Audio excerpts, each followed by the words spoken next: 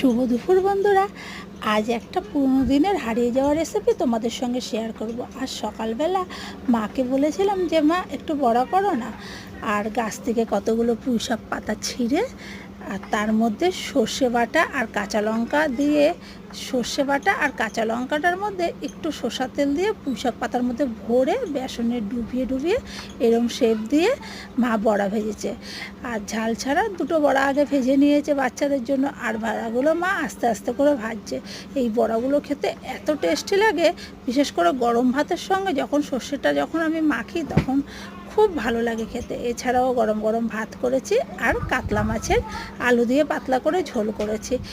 মার বড়াগুলো ভাজা হলে আমি লাঞ্চটা করে নেবো আমরা সবাই একসাথে। চলো ততক্ষণ বাইরের দিকটা দেখিয়ে দিই। দেখো আকাশটার কি অবস্থা, মেঘ করে আছে। পুজোর সময় এসব ভালো লাগে, যাদের শপিং হয়নি তাদের তো প্রবলেম হচ্ছে। যাই হোক, ভিডিওটা ভালো লাগলে লাইক